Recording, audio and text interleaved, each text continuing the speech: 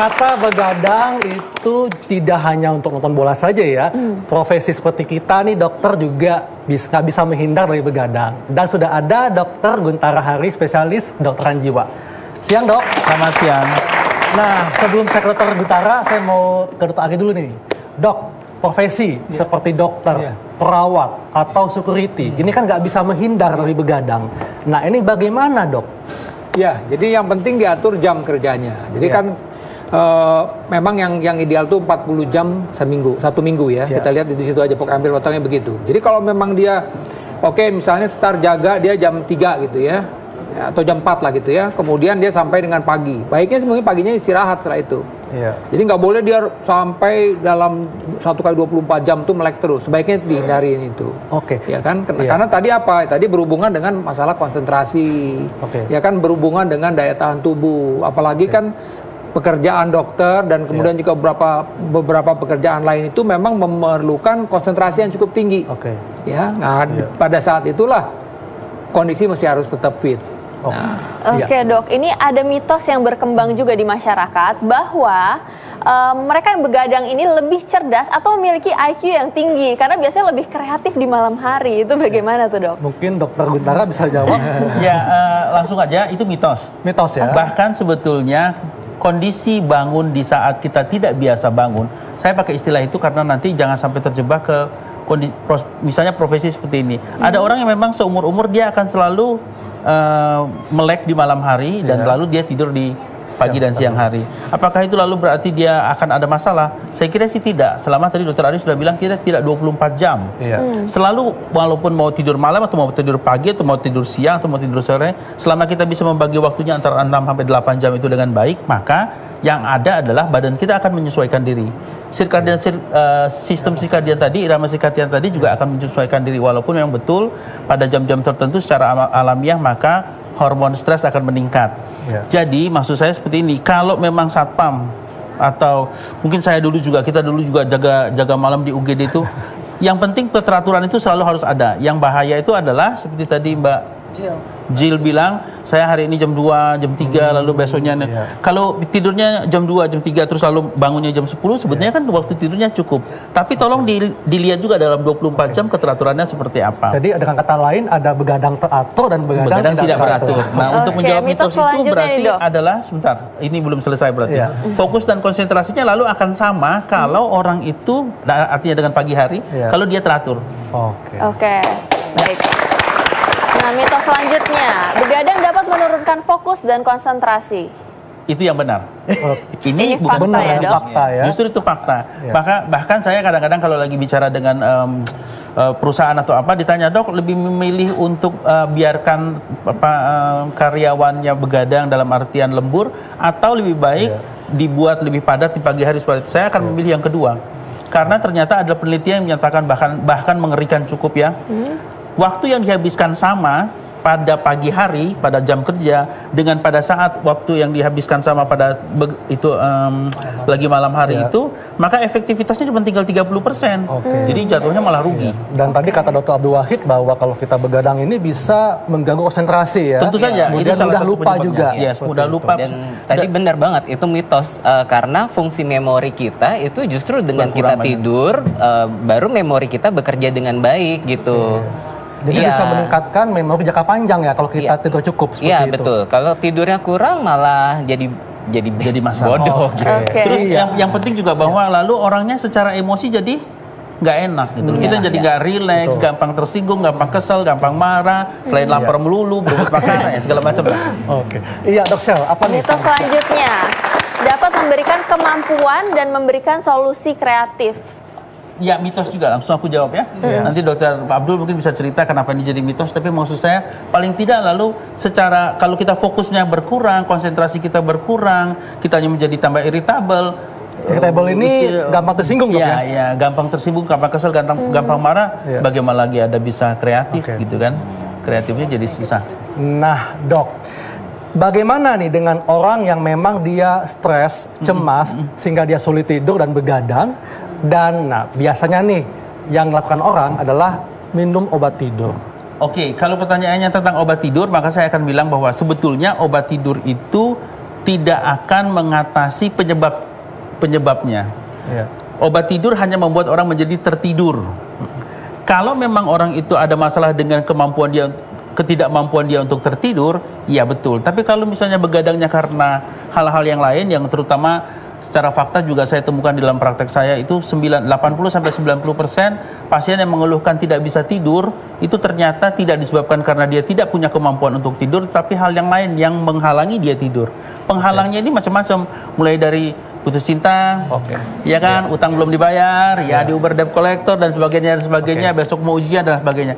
Dan ternyata kalau itu semua sudah diangkat, sudah diatasi, beres, tidur dia. Jadi artinya harus tahu dulu apa penyebabnya ya. Dan obat tidur bukanlah solusi. Bukan solusi. Atau mungkin seperti sekarang kan udah mau liburan, jadi mungkin banyak yang mau pergi ke negara yang memang perbedaan waktunya jauh, jet lag ya. Itu karena butuh sleeping pills kan, buat mereka bisa adjust dengan jam di sana. Karena jet lag, dok. Ya, aku jumping dulu ke situ ya, mengenai jet lag.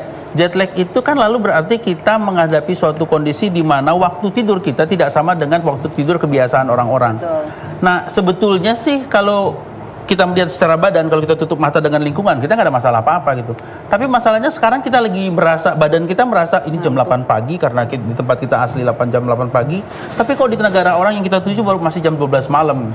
Ada dua pilihannya, apa kita mau terus aja ikut dengan pola kita, tapi biasanya sih nanti itu akan menjadi masalah karena lalu kita akan mengadakan pertemuan apa segala macam, jadi nggak cocok ya, orang lagi melek orang lagi tidur kita suruh melek kan.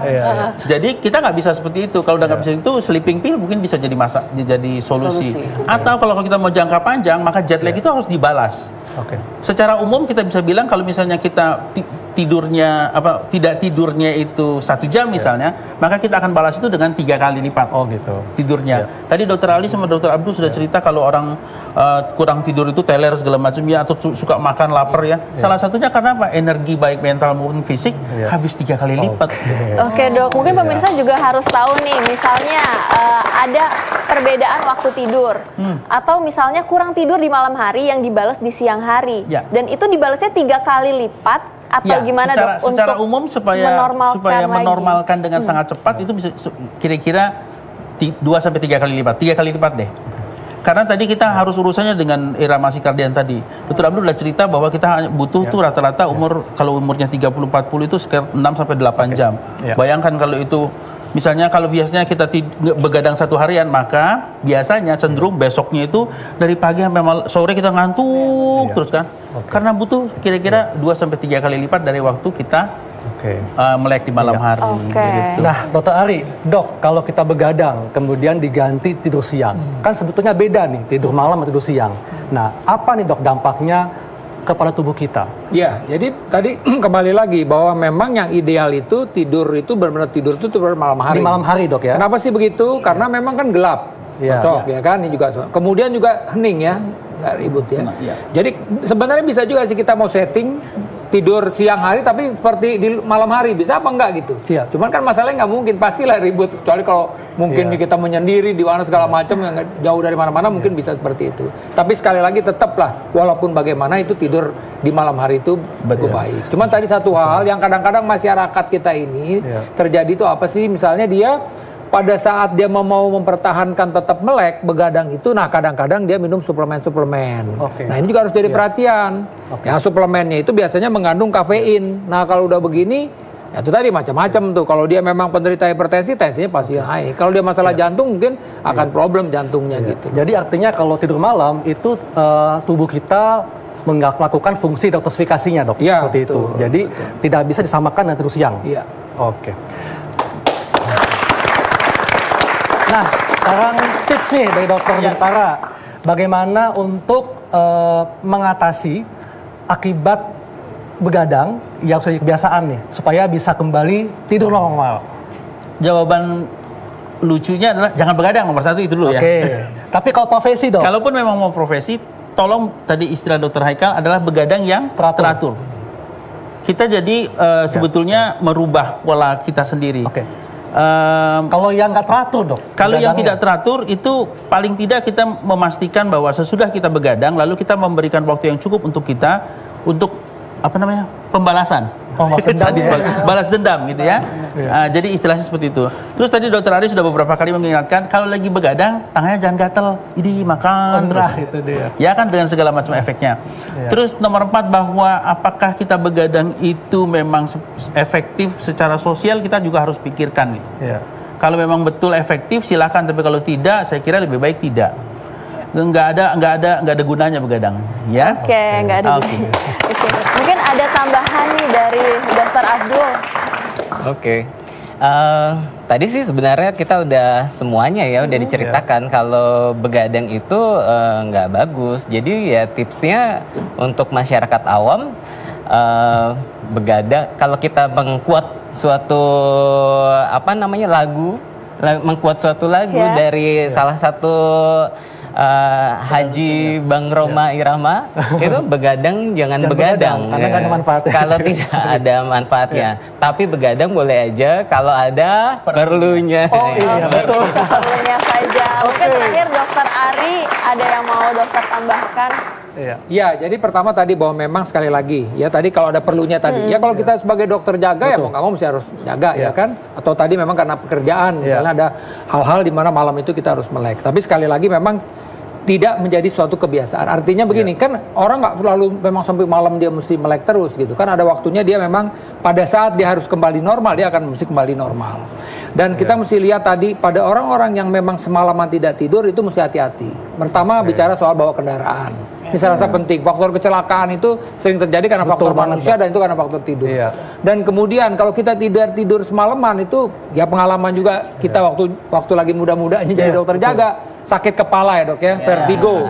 Itu pernah saya satu keadaan sampai vertigo tuh karena memang sempat gitu langsung pulang seperti itu. Jadi memang mesti diperhatikan bahwa pada saat kita begadang itu paginya memang kita harus hati-hati kalau bisa sempat istirahat.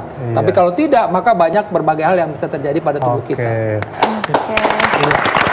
Nah, beliau sudah dapat informasinya ya bahwa begadang itu ternyata memang nggak baik. Tapi kan kalau untuk beberapa profesi yang termasuk seperti profesi aku, kadang-kadang ya memang mau nggak mau gitu. Cuman cara mengatasinya harus ada pembalasan istirahat sesudah itu ya. Dan juga aku sih berharap acara ini ditonton sama beberapa production house biar kita bisa menghimbau mereka syuting lebih sehat lagi gitu loh jamnya ke depannya. Ya nggak curhat lah kita lihat. Iya, baik, terima kasih Dokter Guntara, Dokter Ari dan Dokter Abdul Wahid. Mbak Aji tetap di sini. Nah, setelah ini kita akan punya informasi apa nih Dok Shell? Setelah ini kita akan ada cara sehat, yaitu gimana caranya kita bisa mencukur bulu di wajah. Jangan kemana-mana, tetap di acara Ayo Sehat.